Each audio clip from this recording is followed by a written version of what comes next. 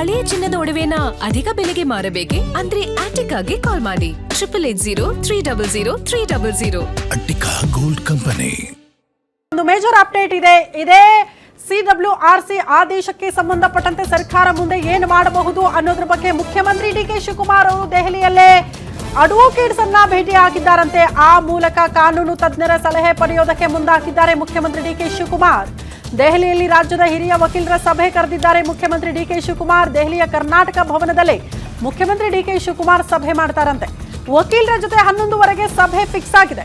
ಸಭೆ ಮಾಡಿ ಮುಂದಿನ ಕಾನೂನು ಹೋರಾಟ ಹೆಂಗಿರಬೇಕು ಅನ್ನೋದ್ರ ಬಗ್ಗೆ ಸಲಹೆ ಸೂಚನೆಗಳನ್ನು ಪಡೆದುಕೊಳ್ತಾರೆ. CWRC ಮೇಲ್ಮನವಿ ಅರ್ಜಿಯನ್ನು ಸಲ್ಲಿಕೆ ಮಾಡಬೇಕಾ ಆದೇಶಕ್ಕೆ ಸಂಬಂಧಪಟ್ಟಂತೆ, ಅದಕ್ಕೆ ಸಂಬಂಧಪಟ್ಟಂತೆ ಅರ್ಜಿ ಸಲ್ಲಿಕೆ ಮಾಡಬೇಕಾದ್ರೆ ಏನು ಮಾಡಬೇಕು ಅದ್ರ ಬಗ್ಗೆ ಇವತ್ತು ಕಾನೂನು ಸಲಹೆ ಪಡೆಯೋದಕ್ಕೆ ವಕೀಲರ ಜೊತೆ ಸಭೆ ಮಾಡ್ತಾರೆ ಸರಿಯಾಗಿ 11ವರೆಗೆ. ಯಾಕಂದ್ರೆ ನಿಮ್ಗೆ ಆದೇಶ ಕೊಟ್ಟು ಸುಮ್ಮನೆ ಕೂರಕ್ಕಾಗಲ್ಲ, ನೀರು ಬಿಡಕ್ಕಾಗಲ್ಲ. ಹಂಗಂತ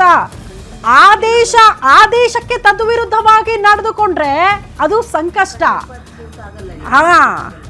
ಓಕೆ, ಆದೇಶ ಪಾಲನೆ ಮಾಡಬೇಕು ಗಾಂಧಿ ಶೆಟ್ಟಿ ಮೇಡಮ್. ಅದು okay okay okay okay okay ಆಯ್ತು ಕಾಂತಿ ಶೆಟ್ಟಿ ಮ್ಯಾಮ್, ಆದೇಶ ಪಾಲನೆ ಮಾಡಬೇಕು, ಅದು ಅನಿವಾರ್ಯ.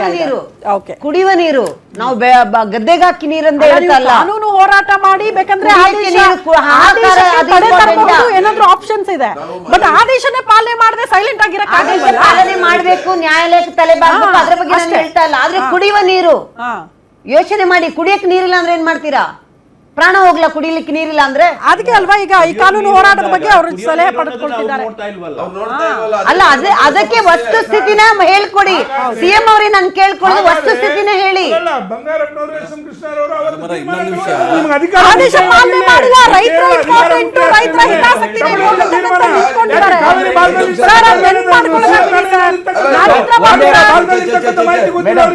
ಈ ವಿಚಾರವನ್ನ ನಾವು ರಾಜಕೀಯಗೊಳಿಸೋದು ಬೇಡ ಅನ್ನೋದನ್ನ ಒಂದೇ ಒಂದು ಪರಿಹಾರ ಹುಡ್ಕೋಣ ಅಂತ ಹೇಳಿದ್ರೆ ಪಾರ್ಟಿ ವೈಸ್ ನೀವು ಮಾತಾಡ್ಬೇಡಿ.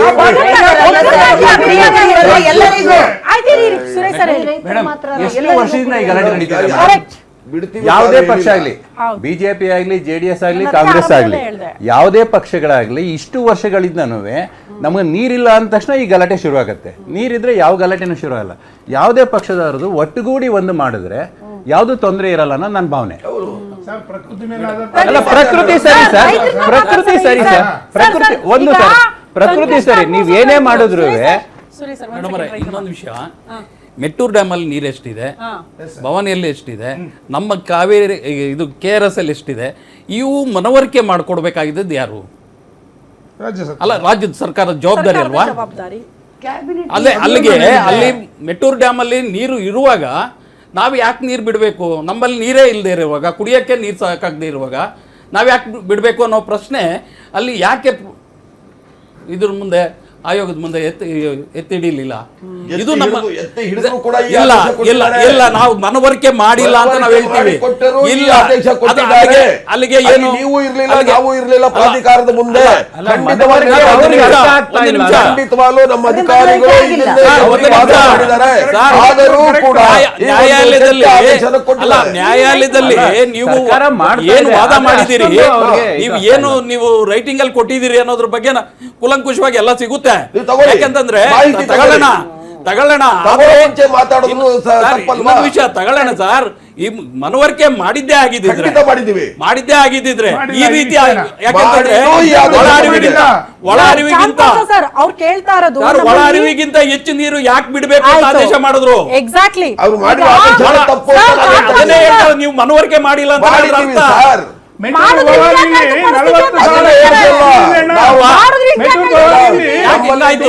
ಕುಡಿಯಕ್ಕೂ ನೀರಿಲ್ಲ ಅಂತ ಹೇಳದೇ ಇರ್ತೀವ.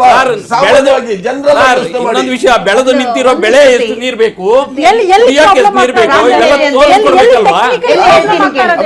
ಬಿಡ್ತೀವಿ ಅಂತ ಹೇಳಿಲ್ಲ ನಾವೆಲ್ಲೂ. ಅದನ್ನ ನಾವು ಒಪ್ಕೊಳ್ಳೋಣ, ಇಲ್ಲ ಬಿಡ್ತೀವಿ ಅಂತ ಹೇಳಿಲ್ಲ. ನಾವು ಅವ್ರಿಗೆ ಮನವರಿಕೆ ಮಾಡಿ ಕೊಟ್ಟಿದ್ದು ಕೂಡ ಈ ಆದೇಶ ಬಂದಿದೆ ಅಂತ ನಾನು ಹೇಳ್ತಾ ಇರೋದು. ಓಕೆ, ಚಾಂದ್ ಪಾಷಾ ಸರ್, ಕಾಂತಿ ಮೇಡಮ್ ಹೇಳಿ. ಇವಾಗ ನೀರಾವರಿ ಅನ್ನೋದು, ನೀರಾವರಿ ವ್ಯವಸ್ಥೆ ಅನ್ನೋದು ಇದೆಯಲ್ಲ, ಅದಕ್ಕೆ ಎಕ್ಸ್ಪೀರಿಯನ್ಸ್ ಇಲ್ಲದವ್ರು ಬಂದರೆ ಖಂಡಿತ ಸಾಧ್ಯ ಇಲ್ಲ, ಕಷ್ಟ ಆಗುತ್ತೆ. ಹೇಗೆ ನಮ್ಮ JDS ವಕ್ತಾರ ಹೇಳಿದಂಗೆ ಈಗಿನ ಕ್ಯಾಬಿನೆಟ್ ಮಿನಿಸ್ಟರ್ ರಾಮಲಿಂಗಾರೆಡ್ಡಿ ಅವರು ಅದನ್ನು ನೀರಾವರಿ ಖಾತೆ ತಗೊಳ್ಳಕ್ಕೆ ಅವ್ರಿಗೆ ಇಷ್ಟ ಇರಲಿಲ್ಲ. ನನಗೆ ಅದರ ಬಗ್ಗೆ ಅನುಭವ ಇಲ್ಲ ಅಂತ ಹೇಳಿದ್ರು. ನಿಜವಾಗ್ಲೂ ಇಂಥ ಸಂದರ್ಭದಲ್ಲಿ ಅನುಭವದವರು ಬೇಕು. ಅದಕ್ಕೆ ಯಾವ ಥರ ಮಾಡಬೇಕು, ಅಥವಾ ಯಾವ ಥರ ಮಾತುಕತೆ ಮುಖಾಂತರ ಬಗೆಹರಿಸಬೇಕು, ಅಥವಾ ಯಾವ ಥರ ಒಂದು ತಾಂತ್ರಿಕ ಇದನ್ನು ರೂಪಿಸಬೇಕು, ಹೇಗೆ ಅವರಿಗೆ ಮನದಟ್ಟು ಮಾಡಬೇಕು ಅಂತ ಗೊತ್ತಾಗಿಲ್ಲ ಅಂತ ಹೇಳಿದ್ರೆ ಮಾನ್ಯ CM ಅವರು ಇದ್ರ ಮಧ್ಯ ಪ್ರವೇಶ ಮಾಡಬೇಕು.